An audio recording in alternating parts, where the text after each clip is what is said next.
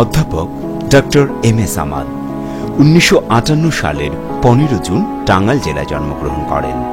তিনি 1982 সালে Mymensingh medical college থেকে এমবিবিএস ডিগ্রি অর্জন করেন। এরপর তিনি চিকিৎসা বিজ্ঞানে উচ্চতর এমডি, এফসিপিএস, এফআরসিপি ডিগ্রি লাভ করেন। বর্তমানে তিনি ল্যাব-এইড স্পেশালাইজড হাসপাতালের কিডনি বিভাগের চিফ কনসালটেন্ট হিসেবে কর্মরত আছেন।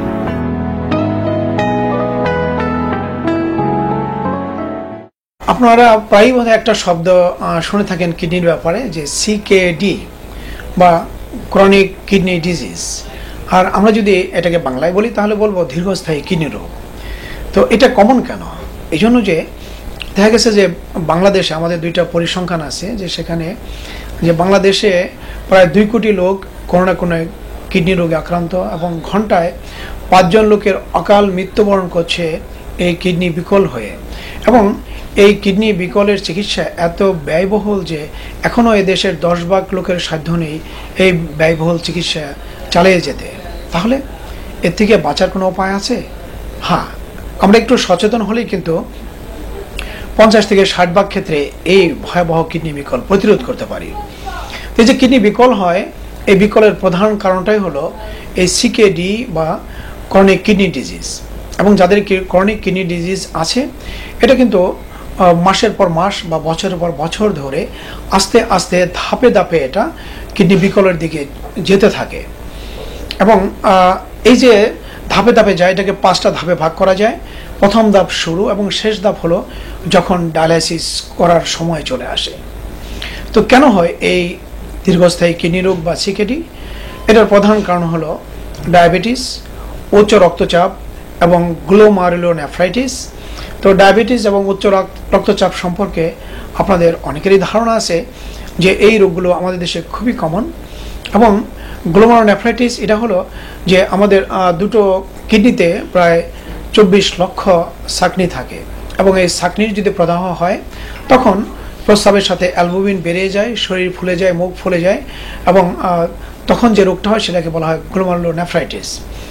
এছাড়াও আরও কতগুলো কারণ আছে, যেমন যাদের পাথরজনিত রোগ থাকে, বংশগত রোগ থাকে, যাদের ডায়াবেটিস, যাদের ওজন স্বাভাবিকের চেয়ে বেশি, যারা ধূমপান করেন, এমনকি মদ পান করেন, যারা দোকান থেকে নিজেরাই বেদনানাশক ঔষধ এবং অ্যান্টিবায়োটিক এগুলো বেশি বেশি খেয়ে থাকেন, এ সমস্ত কারণেও এই দীর্ঘস্থায়ী কিডনি রোগ হয়ে থাকে। এবং এগুলো যদি উপযুক্ত সময়ে চিকিৎসা না করা যায় তাহলে এর পরিণতি কি হয়? এর পরিণতি দুটো। একটা হলো যাদের দীর্ঘস্থায়ী কিডনি রোগ আছে সেটা যদি খুব স্বল্প মাত্রায়ও থাকে, এই দীর্ঘস্থায়ী কিডনি রোগের কারণে সে অন্য রোগের জন্ম দেয়, অর্থাৎ হার্ট ডিজিজ হয়। যাদের দীর্ঘস্থায়ী কিডনি রোগ আছে এদের স্বাভাবিক মানুষের চেয়ে 10 থেকে 100 গুণ পর্যন্ত বেশি হার্ট অ্যাটাকের সম্ভাবনা থাকে। যার জন্য দেখা যায় যাদের দীর্ঘস্থায়ী কিডনি রোগ আছে এরা যত না কিডনি বিকল হয়ে মারা যায়, তার চেয়ে অনেক বেশি মৃত্যুবরণ করে, হয় হার্ট অ্যাটাক হয়ে অথবা এই কিডনি রোগের কারণে ব্রেন স্ট্রোক করে। সেই জন্য এই রোগকে বলা হয় যে ডিজিজ মাল্টিপ্লায়ার, অর্থাৎ এই রোগকে বাড়িয়ে দিচ্ছে। দ্বিতীয়ত, একবার যদি কিডনি বিকল হয়ে যায় তখন আমাদের বেঁচে থাকার জন্য আগেই বলেছি দুটো উপায়, একটা হলো ডায়ালাইসিস আর একটা হলো কিডনি সংযোজন।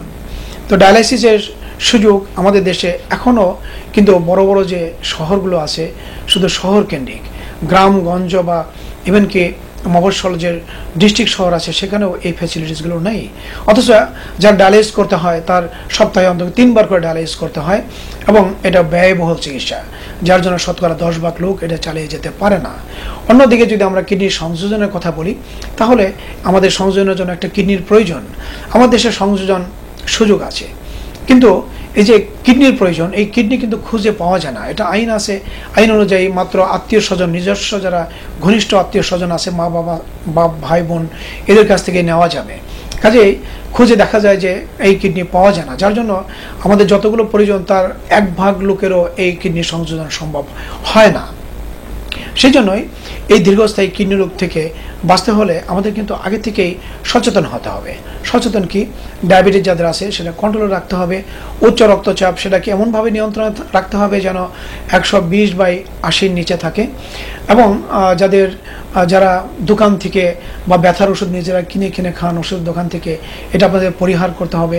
ওজন নিয়ন্ত্রণে রাখার জন্য প্রতিনিয়ত আপনাকে হাঁটতে হবে, অন্তপক্ষে প্রতিদিন একদিকে যেমন খাবার কন্ট্রোল করতে হবে, অন্যদিকে তেমনি পরিশ্রম করতে হবে বা ব্যায়াম করতে হবে। প্রতিদিন কমপক্ষে আধা ঘন্টা করে একজন মানুষের হাঁটা উচিত, এবং বাচ্চাদের শিশুদের অভ্যাস করানো উচিত তারা যখন স্কুলে যায় তখন থেকে তারা যেন নিয়মিত হাঁটার অভ্যাসটা গড়ে তোলে। এছাড়াও ধূমপান, এটা ধূমপান মানেই বিষপান, ধূমপান থেকে বিরত থাকতে হবে, কারণ ধূমপানে শুধু ক্যান্সার করে বা হার্ট ডিজিজ করে তাই নয়, ধূমপান থেকে কিডনি বিকল হয়ে থাকে। আমাদের ওজনকে এমনভাবে নিয়ন্ত্রণ রাখতে হবে তার জন্য আমাদের স্বাভাবিক ওজনের চেয়ে কোনো ক্রমে বেশি না হয়, সেজন্য ব্যায়াম এবং খাদ্য নিয়ন্ত্রণ করে আমাদের চলতে হবে। চর্বি জাতীয় খাবার, কোলেস্টেরল জাতীয় খাবার, বিশেষ করে খাসির মাংস, গরুর মাংস, এগুলোতে যে অতিরিক্ত চর্বি থাকে সেগুলো আমাদের পরিহার করতে হবে। আমরা যদি এই নিয়মগুলো মেনে চলি তাহলে কিন্তু আমরা এই যে ভয়াবহ সিকেডি বা ক্রনিক কিডনি ডিজিজ আছে সেগুলো আমরা প্রতিরোধ করতে পারবো এবং আমরা নিজেরাও সুস্থ থাকতে পারবো। আসুন আমরা লাইফস্টাইলকে পরিবর্তন করি, নিয়মিত ব্যায়াম করি এবং এক্সারসাইজ করি, ধূমপান পরিহার করি, তাহলে আমরা অবশ্যই সুস্থ থাকতে পারবো।